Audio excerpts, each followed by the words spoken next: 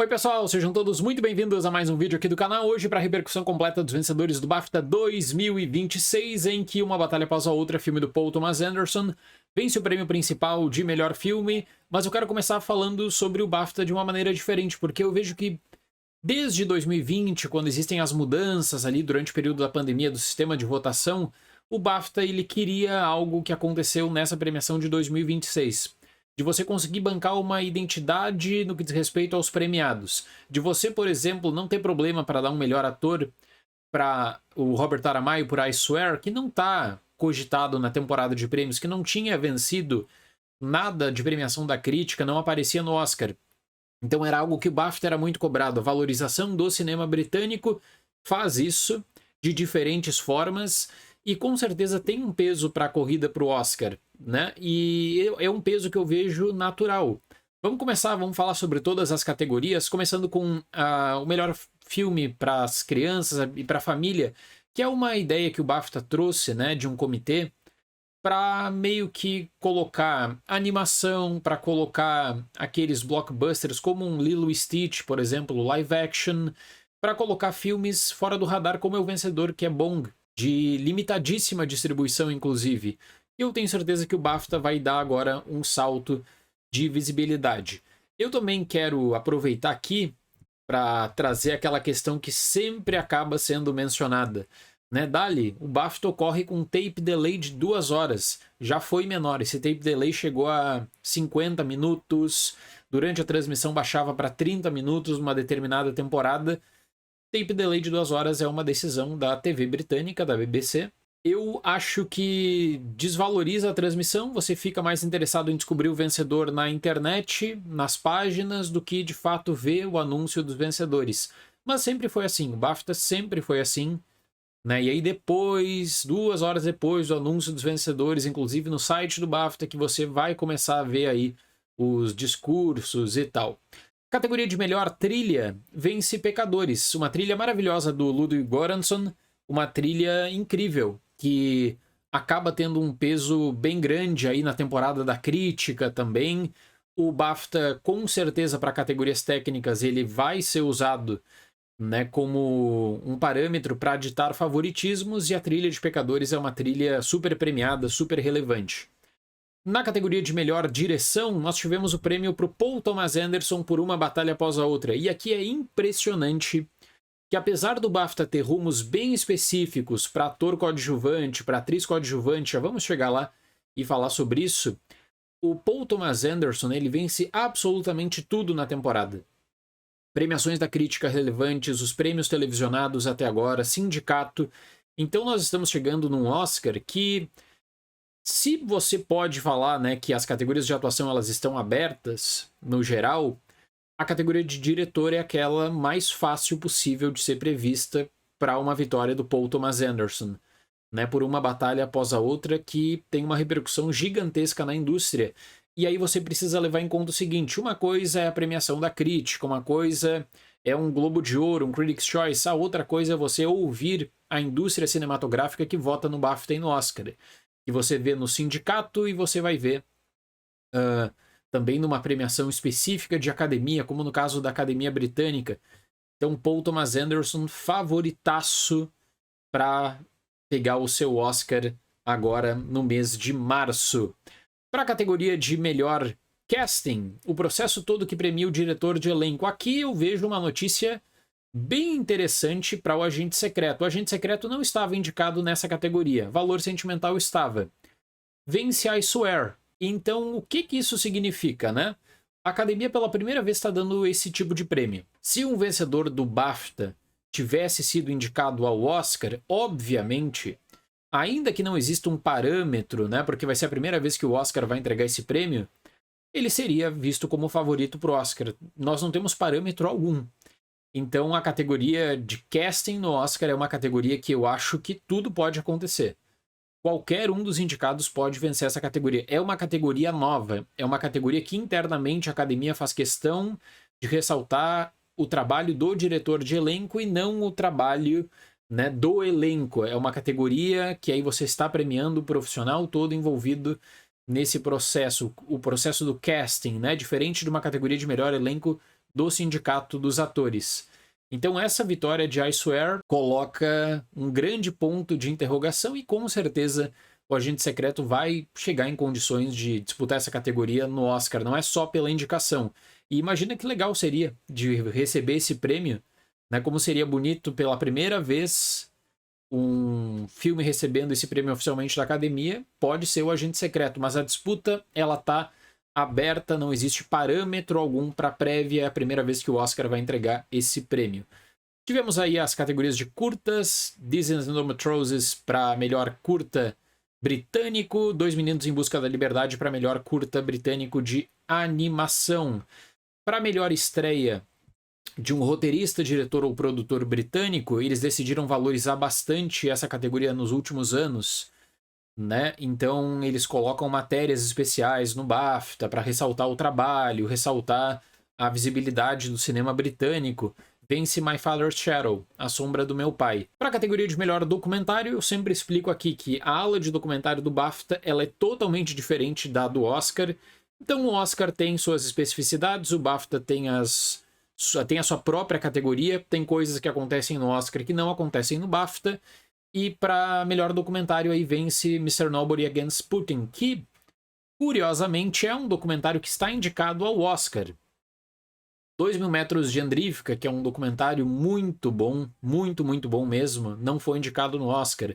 Apocalipse nos Trópicos não foi indicado no Oscar. Cover Up também não. A Vizinha Perfeita apareceu, né? Que é o documentário mais assistido da temporada da Netflix. Mas interessante a escolha do BAFTA para Mr. Nobody Against Putin. De tantos e tantos documentários que acabam lidando com Rússia, com a própria situação da Ucrânia, como 2.000 Metros de Andrífica, que eu já citei. Vamos ver se a gente pode ter nessa temporada, né, aquela relação Oscar e BAFTA que para essa categoria não é tão comum, até pelos processos todos de seleção. Passando para a categoria de melhor animação, uma dúvida que surgiu para quem não estava acompanhando, né, o que acontecia no BAFTA. Cadê Guerreiras do K-pop? Gente, Guerreiras do K-pop não foi esnobado no BAFTA. Eu já tinha explicado isso no meu vídeo de análise dos indicados. Guerreiras do K-pop não teve lançamento nos cinemas britânicos. A Netflix não fez lançamento nos cinemas. Quando a Netflix viu que ela provavelmente estaria na disputa de Oscar, BAFTA, a Netflix, depois do lançamento no streaming, faz um pedido para a Academia Britânica para inscrever Guerreiras do K-pop. A Academia Britânica rejeita, né? Não colocariam, né? A regra é para todo mundo, eles não iriam abrir uma exceção só porque a Netflix deixou de fazer o seu trabalho no Reino Unido. Então era uma categoria que ficaria para a Zootopia 2, mas não vai ter qualquer tipo de ameaça ao Oscar de Guerreiras do K-pop, que é um fenômeno dessa temporada, inclusive reconhecido na própria transmissão do BAFTA.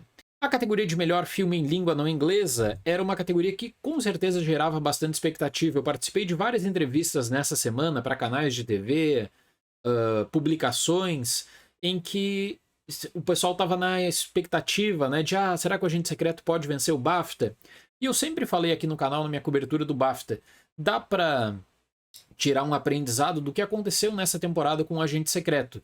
O Agente Secreto não teve campanha no Reino Unido por uma decisão da MUBI. Valor Sentimental teve uma vasta campanha, e para tanta campanha que Valor Sentimental fez, Valor Sentimental perde ator coadjuvante, perde casting, Valor Sentimental não consegue atriz coadjuvante, que a Inga Lillias estava bem posicionada na disputa por ser o BAFTA. Então o Valor Sentimental vence o que era o franco favorito desde cedo, estava indicado para melhor filme em língua não inglesa. Quer dizer que Valor Sentimental está em queda? Olha, com as indicações do BAFTA não dá para falar isso. É uma premiação muito relevante da indústria para Valor Sentimental. O que me deixa, né, com aquela impressão de que o Agente Secreto poderia entrar na disputa, seria se desde o começo tivesse a mesma visibilidade dentro da distribuidora do que Valor Sentimental, algo que ocorreu nos Estados Unidos e não aconteceu no Reino Unido. Decisão de mercado da MUBI. Eu não sei se a MUBI está totalmente satisfeita com o resultado aí do BAFTA. Eu tenho certeza que eles esperavam mais prêmios para Valor Sentimental. Então o Agente Secreto no BAFTA era a indicação, era o máximo que conseguiria, dado todo esse contexto que aconteceu. Mas a disputa está aberta, gente.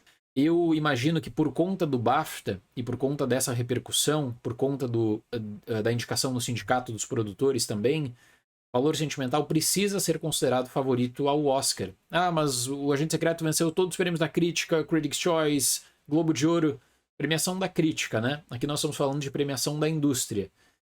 Mas a disputa está aberta. A disputa está aberta e pode acontecer, né, de um filme que tem mais indicações não vencer filme internacional. Claro que o contexto deve ser colocado no ano passado, no caso de Emília Pérez, da queda de Emília Pérez.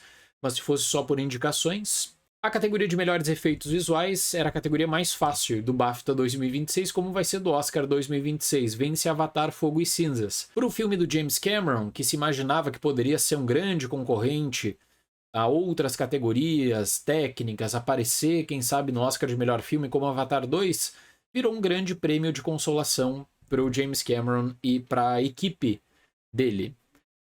Categoria de melhor som, reconhecimento muito bacana para a Fórmula 1 no filme, tem um trabalho espetacular mesmo. Eu destaquei na minha crítica na época do lançamento de Fórmula 1 no filme, que a experiência desse filme no cinema é incrível e o trabalho todo feito de edição de som, da construção de toda a trilha final de Fórmula 1 é realmente impecável. Então um prêmio justíssimo para a Fórmula 1.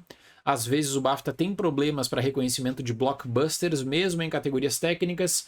Isso não aconteceu, pelo menos com Fórmula 1, para a categoria de melhor som. Maquiagem e penteado, Frankenstein é o super favorito da temporada. Né? Frankenstein vai receber prêmios técnicos importantes no Oscar 2026. Acredito que melhor maquiagem e penteado é um deles, perto dessa lista aqui, que ainda o BAFTA deu algum suporte mínimo para Wicked Parte 2, coisa que não ocorre no Oscar. Então, Frankenstein vence melhor maquiagem e penteado.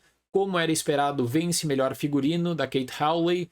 Uma categoria bem difícil, com tantos indicados com trabalhos, não só que você pega pela questão histórica, né? Que você poderia trazer quanto a Hamnet, da reconstrução toda feita em March Supreme, da questão cultural da Ruth Carter por Pecadores, mas eu penso que essa valorização toda do figurino de Frankenstein ao longo da temporada também coloca o filme com uma chance ímpar da gente ter esse mesmo resultado no Oscar. E é essa trinca, design de produção, figurino, maquiagem e penteado, que Frankenstein deve levar. Design de produção venceu também. Então o BAFTA aí traz esse reconhecimento para o filme do Guillermo del Toro, que por mais que possa causar alguma divisão quanto à abordagem e tal, na parte técnica, indiscutivelmente é um trabalho de muita qualidade. A categoria de melhor montagem, no BAFTA, historicamente é uma categoria muito importante, né? Antigamente existia toda aquela prévia para premiações, de esperar a melhor montagem quando eram 5 indicados, porque aí você acaba tendo o indício do melhor filme. No BAFTA até ocorreu isso nessa temporada. Melhor montagem vence melhor filme. No caso, Andy Jurgensen por Uma Batalha Após a Outra. O BAFTA, além de Fórmula 1, de dar essa visibilidade para a Fórmula 1, foi uma premiação que reconheceu Casa de Dinamite na categoria que a Netflix fez campanha para esse filme. Mas para Uma Batalha Após a Outra, uma categoria que está aberta também no Oscar, na minha opinião, o peso do BAFTA vai ser um peso bem importante.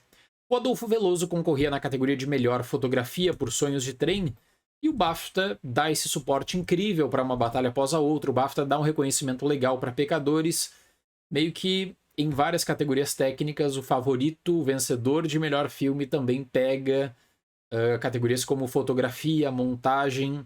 Então o suporte para Uma Batalha Após a Outra não é localizado, que os atores adoraram o Sean Penn. Não, fica algo, né, que você vê que existe uma valorização do roteiro, da fotografia, do trabalho técnico, da direção do filme. Então, Uma Batalha Após a Outra dá para falar que, de certo modo, é um vencedor do BAFTA com um peso bem importante. Vence roteiro adaptado também. E tem aquela leitura, se vai dar melhor filme para Uma Batalha Após a Outra, dá roteiro adaptado para outro. Vez que outra, essa narrativa pode colar quando existe um super hiper favorito. Eu lembro do caso de Oppenheimer, né? Oppenheimer, num momento, para roteiro adaptado, era Oppenheimer contra Assassinos da Lua das Flores. Quando vem American Fiction entrando para disputar roteiro, e todo mundo sabia que Oppenheimer venceria melhor filme, eu acho que isso acaba afetando o votante para ele abrir a possibilidade de colocar outro longa para roteiro adaptado. Nessa temporada, Hamnet uma batalha após a outra, né? E uma batalha após a outra já vence o BAFTA. Difícil apostar contra uma batalha após a outra, mesmo assim tudo pode acontecer no Oscar. Para roteiro original, tinha indicação para o Agente Secreto aqui, vence Pecadores. O Ryan Coogler vence a categoria de roteiro original. Eu imaginava aqui que além do retrospecto todo, que trazer o favoritismo para Pecadores, uma possível surpresa seria I Swear vencer nessa categoria no BAFTA, pela forma como I Swear vem conquistando no cinema britânico uma relevância extraordinária, uma relevância ímpar, eu diria, quanto a lançamento, repercussão. Eu acho que isso vai acabar se expandindo cada vez mais para o mercado internacional também, especialmente após o BAFTA, para que as pessoas vão procurar I Swear. Eu vou trazer a crítica para o canal, inclusive. Mas é legal acompanhar isso, é legal ver, né, como o BAFTA acabou dando prêmios para casting, para ator, para I Swear, e consegue trazer e mesclar, por exemplo, o roteiro com Pecadores. Então era uma coisa de busca pela identidade do BAFTA que eu sentia falta e que o BAFTA está conseguindo fazer muito bem. Vamos começar com as categorias de atuação. Melhor atriz coadjuvante, Yumi Mosako. Grande derrotada aqui, na minha opinião, é a Inga Ibstotter Lillias por Valor Sentimental. E eu tô falando derrotada porque o BAFTA era o local perfeito para vitórias de Valor Sentimental nas categorias de coadjuvantes. Por mais que a Teyana Taylor também, né, não tenha recebido esse BAFTA, eu acho que era, até pelo fato da Inga Lillias estar indicada sozinha aqui, não tem a Elle Fanning, era um prêmio importante para Valor Sentimental, que agora entra para o Mosako por Pecadores. Disputa de atriz coadjuvante super aberta. É uma disputa que você vai ter o peso do BAFTA. Claro que vai levar em consideração quem vence o sindicato, né? Mas o sindicato não tem um impacto direto na votação do Oscar, como em outras temporadas, pelo que eu expliquei. O timing da votação do sindicato é diferente nessa temporada. Mas um prêmio muito importante. Então, para quem queria emoção nas disputas de coadjuvantes, vai ter emoção em todas essas categorias. Porque aí, para ator coadjuvante, essa, sem dúvida, eu acho que foi o maior baque de Valor Sentimental. Stellan Skarsgård perder ator coadjuvante no BAFTA para o Sean Penn. Pegando desde o começo da temporada, tá? Vamos lá, vamos pensar mindset de setembro. Lança uma batalha após a outra. Quem era o favorito para ator coadjuvante na largada? O Sean Penn. Depois começa a crítica, dá um suporte muito grande para o Benício Del Toro, que é para lá de merecido. Eu começo a me perguntar se o Sean Penn nunca deixou de ser o favorito da indústria, por mais que a crítica tenha dado prêmios importantes para o Jacob Elord, para o Benício Del Toro, para o Stellan Skarsgård, se a gente vai ficar para ator coadjuvante com o Sean Penn. Tem uma outra possibilidade de que a categoria de ator coadjuvante vai ser tão dividida que aí você vai ter um Delroy Lindo vencendo o Oscar. Por que não? Né, com todas essas divisões de prêmios, para quem gosta só de acompanhar dos prêmios, mas o indicativo da indústria, como o BAFTA, acaba tendo um peso muito forte para o Sean Penn. Vamos ver. Duas categorias que o Oscar pode dar vencedores diferentes. Com certeza aqui a gente vai esperar também o sindicato e ver o que o sindicato aponta. Passando para a categoria de melhor atriz, Jessie Buckley vence por Hamnet e era aquela categoria que todo mundo esperava, todo mundo aguardava o prêmio para Jessie Buckley, não tinha como ser diferente. E de todas as 4 categorias de atuação, é a categoria que tem uma super favorita. Por mais que a Rose tenha um suporte da crítica, se a Jessie Buckley perder o Oscar, vai ser uma surpresa muito grande. Muito grande mesmo. Também era um cenário que, para se criar alguma outra situação para Oscar, para competição de melhor atriz, a Renate Heinz precisaria de uma vitória, a Rose precisaria de uma vitória. Né? Então, o Valor Sentimental não está indicado no sindicato também. Então, o momentum de Valor Sentimental para as categorias de atuação, o BAFTA acaba destruindo. Não que o Stellan não possa vencer o Oscar por causa disso, mas claro que a repercussão do BAFTA pesa. Para a categoria de melhor ator, aí que eu menciono essa questão da identidade que o BAFTA procurava e que muitas vezes não encontrava. Robert Aramayo por I Swear. Parece que o BAFTA tinha medo de colocar um ator que estava fora do circuito do Oscar, de sindicatos, e dar um prêmio para ele. Né? Porque o BAFTA por muito tempo foi criticado internamente porque queria ser uma prévia do Oscar, nas indicações, nas vitórias, influenciar. Grande vitória aqui do Robert Aramayo, que nos leva para um Oscar em que também na categoria de ator a disputa ela é muito boa. A disputa é muito boa mesmo. Eu penso que nessa temporada a escrita que ela pode ser feita vai ocorrer no sindicato, com tudo que eu disse quanto ao período de votação. Se o Timothée Chalamet vai vencer o sindicato pela segunda vez, né, de forma consecutiva, a mesma categoria ou não. Eu consigo ver o sindicato dando um prêmio para o Ethan Hawke, como eu disse algumas vezes aqui no canal. Então a categoria de melhor ator vai chegar aberta para disputa. Para quem torce para o Wagner Moura, é uma situação, né, que ele não tinha indicação ao BAFTA, não tem indicação ao sindicato. O BAFTA meio que lava as mãos nessa jogada toda, porque o BAFTA é do Robert Aramayo. É uma escolha muito interessante do BAFTA, pensando na premiação. E então, das 4 categorias de atuação, 3 estão disputadíssimas. Melhor filme britânico vence Hamnet, que aí se torna o prêmio de consolação de Hamnet, além de atriz que já era aguardado, né, mas que Hamnet se cogitava bastante para outras categorias. Eu citei o caso de roteiro adaptado, e mesmo que I Swear consiga outros prêmios do casting, de ator, não vence melhor filme britânico, que, né, convenhamos, mesmo com esse suporte ímpar do BAFTA para I Swear, Hamnet é um longa que ele está muito em alta. Não só pensando em atriz, mas Hamnet é um filme muito bonito, Hamnet é um filme muito bem construído. Então, tem também esse apoio do BAFTA com um prêmio que é um prêmio bem valorizado. E para melhor filme, Uma Batalha Após a Outra conquista o BAFTA 2026, uma batalha após a outra num registro impressionante de vencer absolutamente tudo que disputa para melhor filme.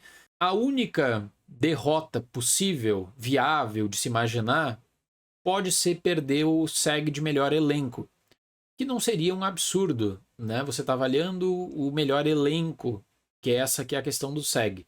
Uma Batalha Após Outra é o super favorito para o Oscar 2026. Para perder o Oscar, só se o Sindicato dos Produtores desse o prêmio para Pecadores, por exemplo. Aí Pecadores poderia ter o Sindicato dos Produtores, quem sabe vencer o SEG de elenco. Aí criaria-se alguma coisa do método preferencial para favorecer Pecadores. Uma Batalha Após Outra me parece a escolha mais segura possível. Além de tudo que eu falei, né, que é muito tempo entre a fase 1, a fase de indicados e a fase final do Oscar, o dia do Oscar. Então, para gerar uma relevância, debate, até as revistas criavam teorias, especialmente as do grupo Penske, né, até do BAFTA, de melhor filme, que não poderia ser de Uma Batalha Após a Outra, Pecadores em alta e tal. Não existe nenhuma noção, além do número de indicações de Pecadores, que possa colocar em risco a vitória hoje de Uma Batalha Após a Outra. O que vai ser construído nas próximas semanas é esse combo que eu disse do fim de semana que vem: Sindicato dos Produtores mais SAG, Actor Awards. Só isso para tirar Uma Batalha Após a Outra da noção de que é o super candidato a vencer melhor filme. E mesmo que Pecadores vença no fim de semana seguinte, eu ainda acredito que seria uma surpresa ver Uma Batalha Após a Outra perdendo o melhor filme, com tudo que conquistou, com a exaltação que existe, a celebração ao filme do Paul Thomas Anderson. Nós vamos continuar falando mais sobre o BAFTA também aqui no canal, em transmissões ao vivo, com uma repercussão também nesse domingo. Tá bom, pessoal? Muito obrigado pela atenção, até mais e tchau!